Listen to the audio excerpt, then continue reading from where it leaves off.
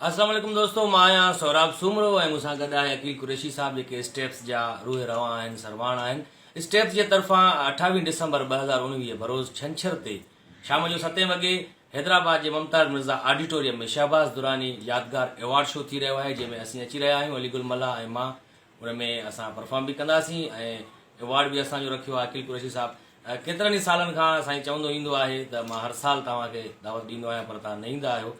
पर असांजूं कुझु मसरूफ़ियतूं हूंदियूं आहिनि, कुझु शोज़ वग़ैरह हूंदा आहिनि उन डेट ते। पर 28 डिसंबर ते असां कोशिशि कंदासीं, बल्कि वाइदो बि कयो आहे अॼु उन्हनि सां त असीं ज़रूरु ईंदासीं 28 डिसंबर ते। असां त हूंदासीं, अव्हां बि उते अचिजो। उते ईंदा खोड़ सारा फ़नकार। त अकील कुरैशी साहब, तव्हां दिलजाए कयो, अॼु असां तव्हांखे बाक़ाइदे वीडियो जे ज़रिए हल्फिया बयान बि ॾिनो आहे इहो। असीं ज़रूरु ईंदासीं। जी जी बिल्कुलु दोस्तो, मां ज़बरदस्ती हिन खां वीडियो बयान वरिता, तव्हां फिरी न वञो।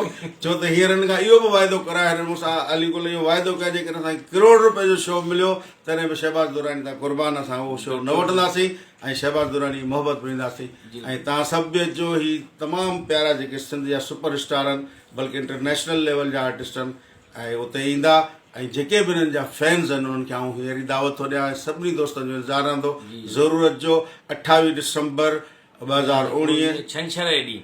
ऐं हीउ बयानु रिकॉर्ड ते रखियो वञे जीअं वक़्तु सिर कमु अचे। असां इनशाला 28 डिसंबर ते घरां 3 कपिड़नि में निकिरी ईंदासीं।